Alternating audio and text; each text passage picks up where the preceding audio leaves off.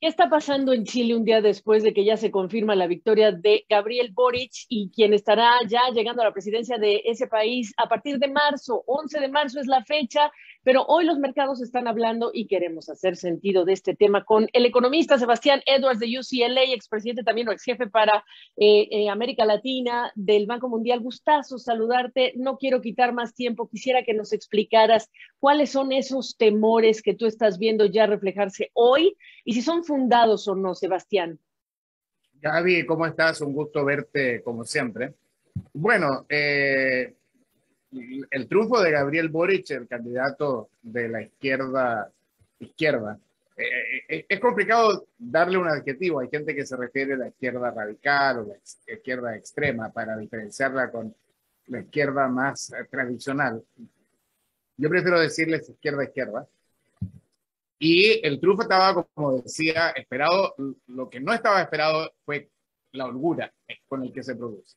Y esto le da un mandato, como se dice en los Estados Unidos, al nuevo candidato para decir y usar en su discurso: el pueblo me ha dicho que quiere implementar mi programa.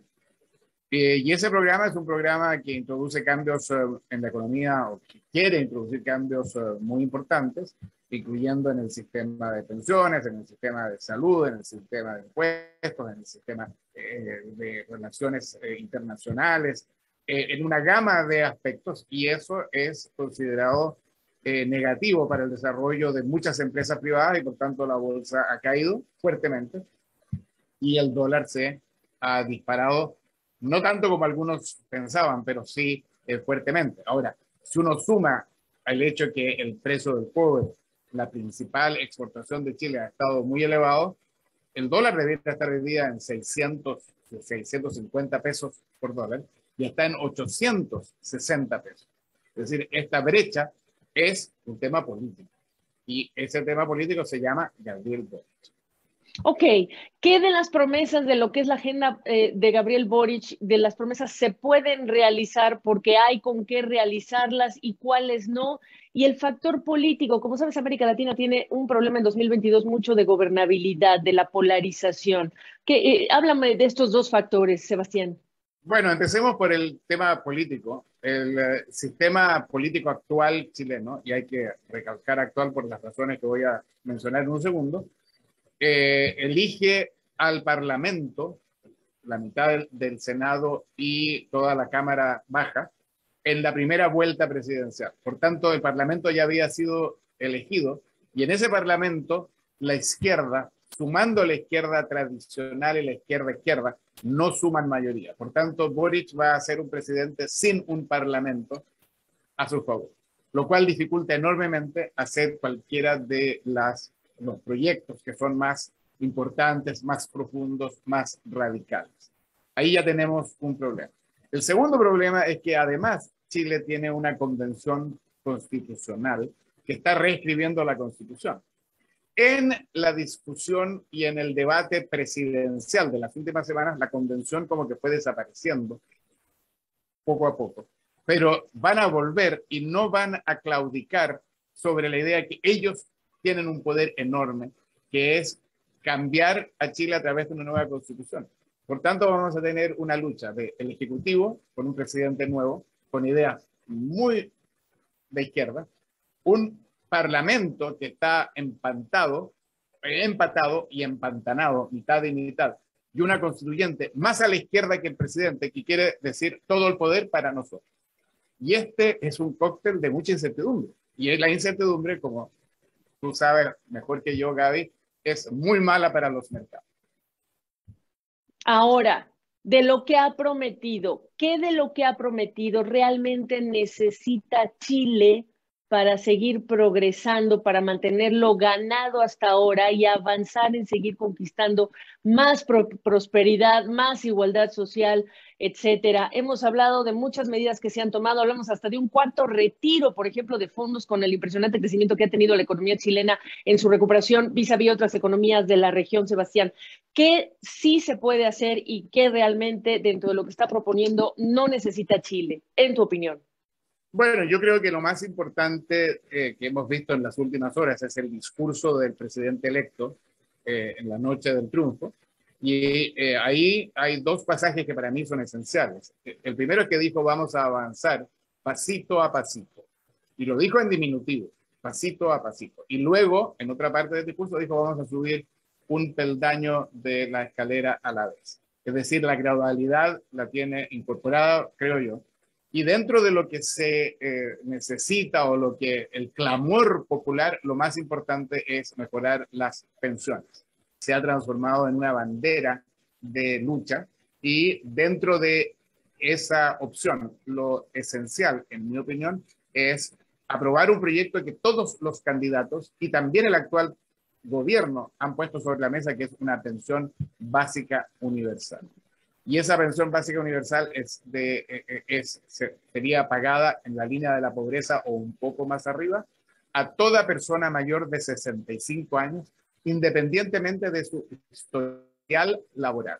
Eso es muy caro de hacer, pero en mi opinión es lo que debiera hacerse primero y debiera separarse del resto y buscar un financiamiento solo para eso, en vez de tener lo que se está hablando, una reforma tributaria amplia y magnífica que aumente en 25% la carga tributaria en Chile.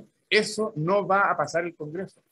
Por tanto, si insisten en ir, primero vamos a recaudar y cobrarle impuestos a los ricos, en el equivalente a 5% del Producto Interno Bruto. Eso no va a pasar, se van a empantanar y el problema de la violencia y de la paralización chilena se va a hacer más grave. Por tanto, pensiones y pensión básica universal, quizás dentro de la línea de lo que ha propuesto este gobierno saliente, lo cual sería una cosa muy paradojal, que la primera medida de Gabriel Boric es adoptar un proyecto que ha puesto el tan cuestionado Sebastián Piñera sobre la mesa. Y después, ¿qué más le toca hacer como prioridad en 2022 en función de dónde se encuentra en la etapa de recuperación Chile por la pandemia? Bueno, yo creo que la preocupación del gobierno no es tanto la recuperación y el crecimiento, muy central en el discurso ya de presidente electo, con una mayoría muy amplia, más de 10 puntos con respecto a su adversario, es que el presidente dice, queremos un buen vivir, queremos que la gente no viva tan deprisa, que no tenga que ir del trabajo a casa y llegar sin tiempo para estar con sus hijos. Es decir, la prioridad de ellos es el buen vivir, es una cosa de una nueva generación. Y en el buen vivir está, por ejemplo, las cosas que tienen en mente es reducir la jornada laboral de 45 a 40 horas, aumentar el salario mínimo a 500,000 pesos de 350, creo que no recuerdo cuál es la cifra actual, pero por ahí, 350, 370. Por ejemplo, cerrar las grandes tiendas a las 7 de la tarde. Uno no puede ir al mall después de las 7, está cerrado para que los que trabajan en retail puedan estar con sus familias. Eso no es parte de la receta para crecer más rápido. Ellos tienen en la mente otros objetivos. Y esos objetivos son los que te acabo de decir. Vivir mejor, ser más amable con la naturaleza.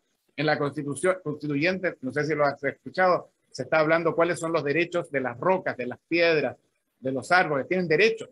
No solo hay que respetarlos, sino que tienen derechos, igual que las personas. O sea, si yo quiero cortar un árbol, tengo que primero ir, no sé, a la corte, supongo, no sé.